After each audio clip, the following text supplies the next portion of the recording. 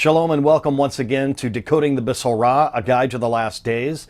I'm Pastor Matt McKeown, and in this episode, we once again have a difficult question that we must ask about Rabbi Shapira's latest book, The Besorah, or The Good News, According to COVID-19.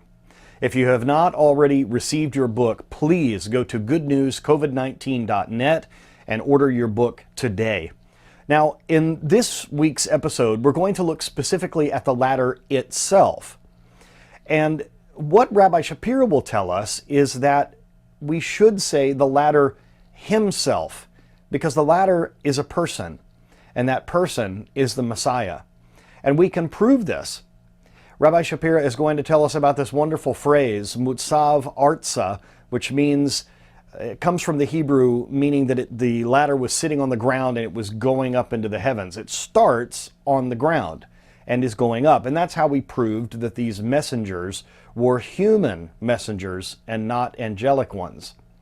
But what does it mean to have something that starts on the earth, something that is human, but that it is the connector of earth to heaven?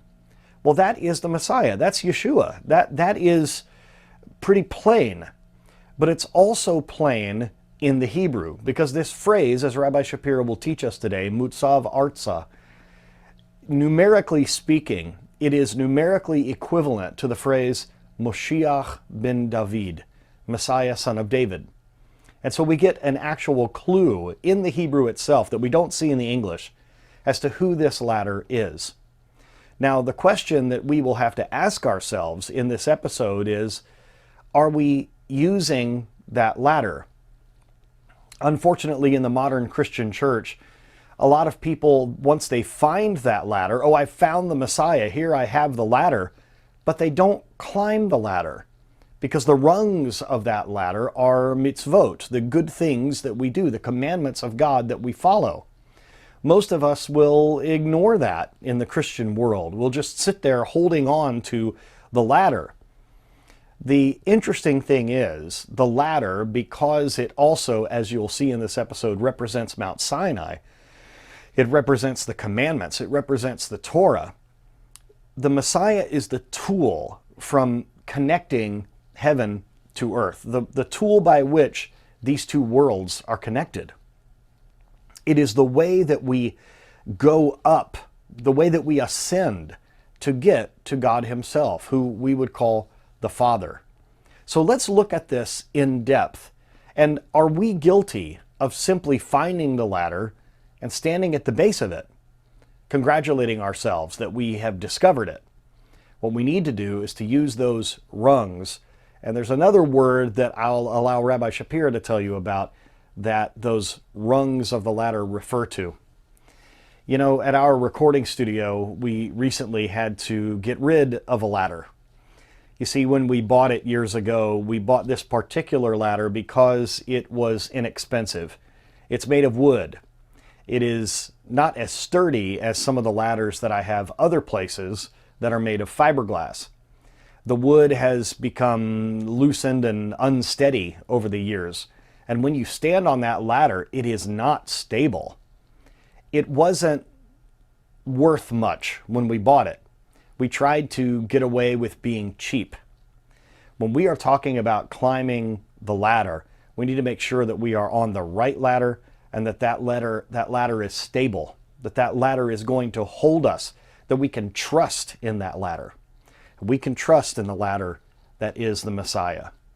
Let's go now to Rabbi Shapira and myself as we discuss this ladder and who it truly is.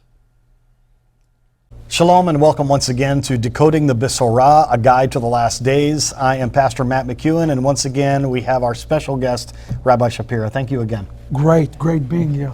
What's on your mind today? As always, Rabbi, there's something on my mind. So we have worked a little bit through the introduction. We're getting into the first chapter on this. Yes. Before we jump into that, though, I have a question, because we have this scripture in Genesis about this sulam, this ladder, this stairway that reaches into the heavens, right? And the verse actually says there in the Bible about Jacob, he had a dream, a stairway was set on the ground, and its top reached to the sky. And in your particular translation here, Rabbi, it says, and messengers of God were going up and down on it. Now, in a lot of English Bibles, this word is angels, the angels of God. But you explained to us that the word that's used in Hebrew is the word malach, Right.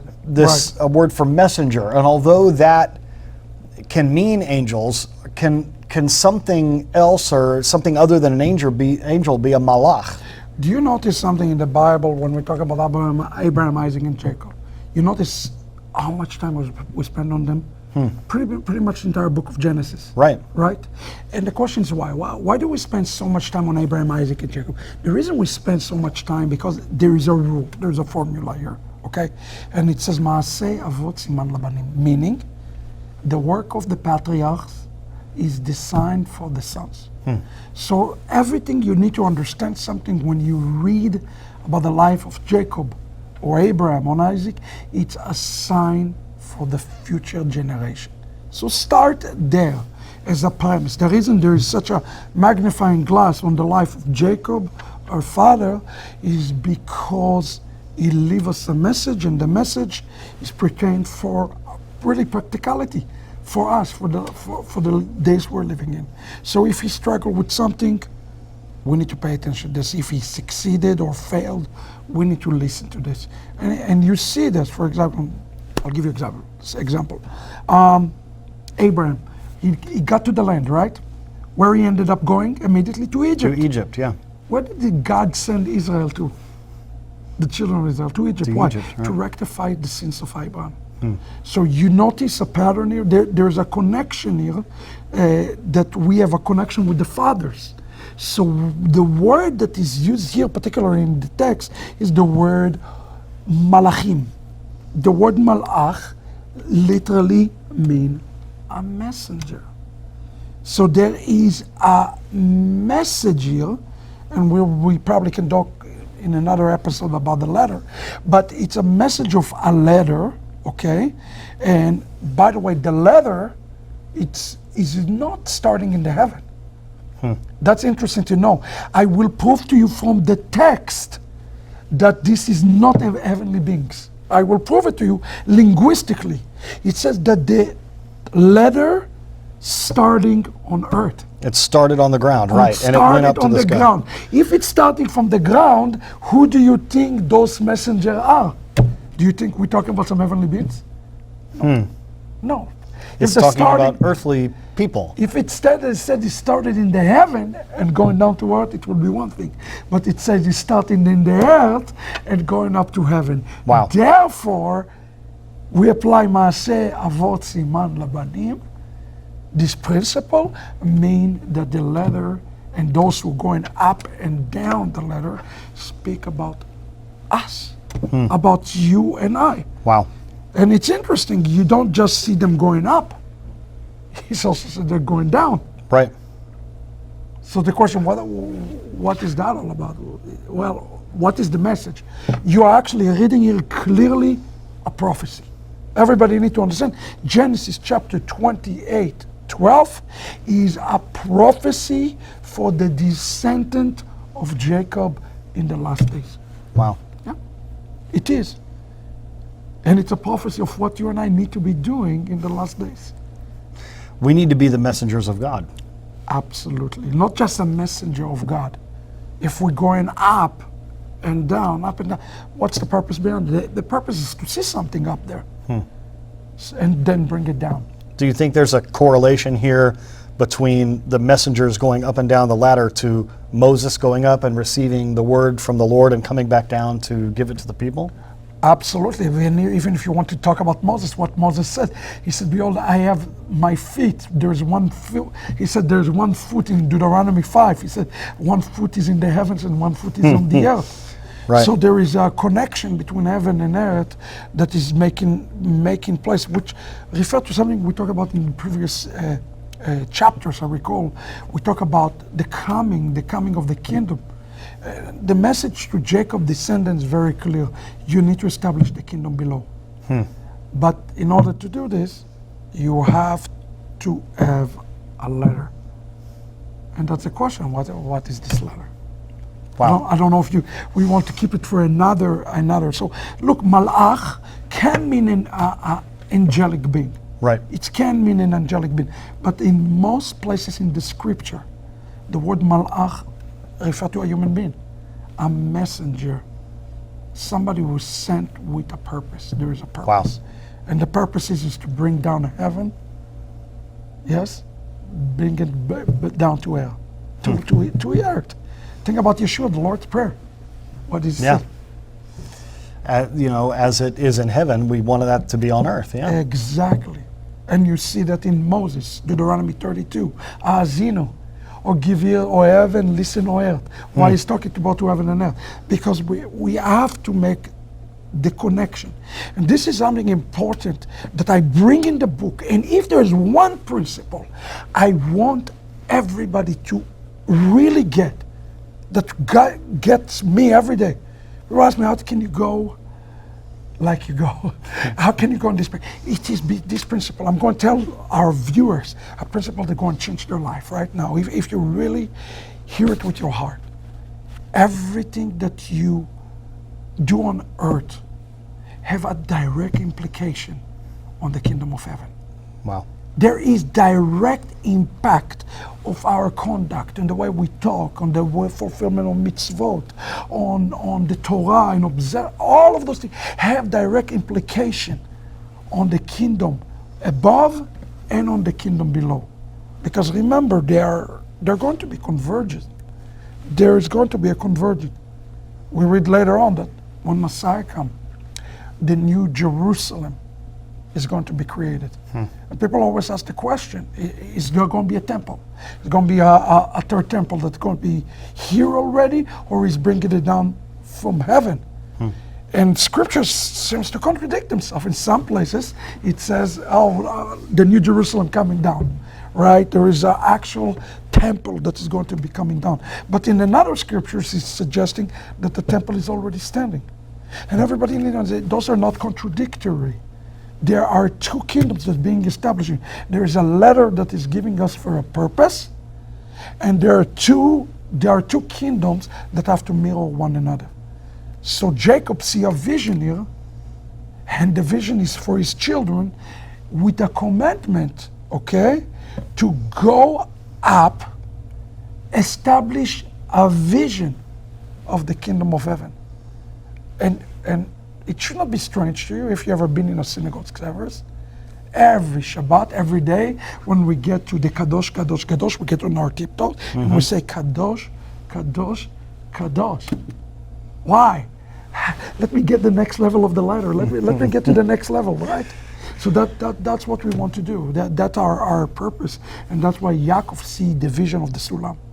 Next episode, we're going to talk about the Sulam. Why the Sulam? If you really want to be a player right now, you got to attend the Sulam. And we'll talk about that one in the next episode. Beautiful. Did I answer the question? Absolutely, Rabbi. And I think that's a beautiful thought, that what we need to do is to go up into the heavens, receive that vision, bring it back down to earth. And yeah, it's not angel. It's a messenger. It's talking about you and I. So once again, you are reestablishing that we have a job to do. This is not a passive sidelines thing. We're supposed to be doing these things. Absolutely. This is the bottom line. Wow. Thank you once again, Rabbi. Join us in the next episode where we'll dive a little bit more into the Sulam, the ladder, and share this video with your friends and family. I hope you get lessons. the book too. And yes, please. And I hope this is helping you, really. This is what is important.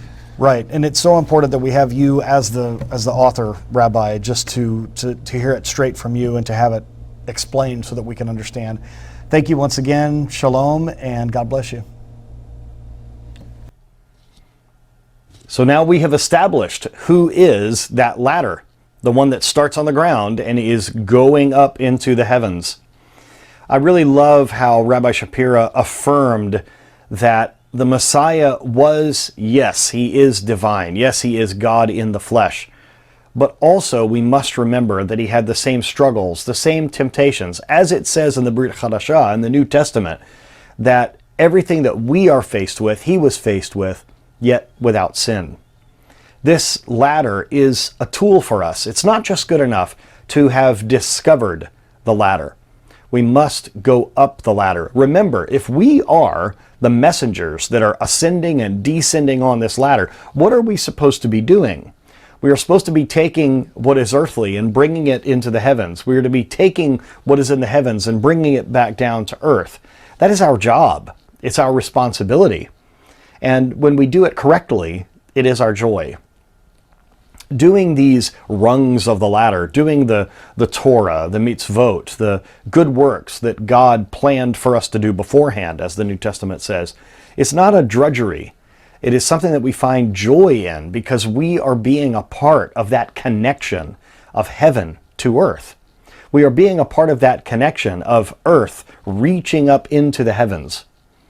And this ladder is so important because what we are doing is establishing a kingdom without borders, a kingdom without boundary lines. As Rabbi Shapira mentioned in this episode, my house will be called a house of prayer for all nations. And how he mentioned that acrostic of that sentence, again, points to Messiah, son of David, the King of Kings, the root of Jesse. This is so exciting to us to understand. When we truly understand the ladder and the messengers that are going up and down it, then we understand our full responsibility and the exciting mission that God has for us to build his kingdom.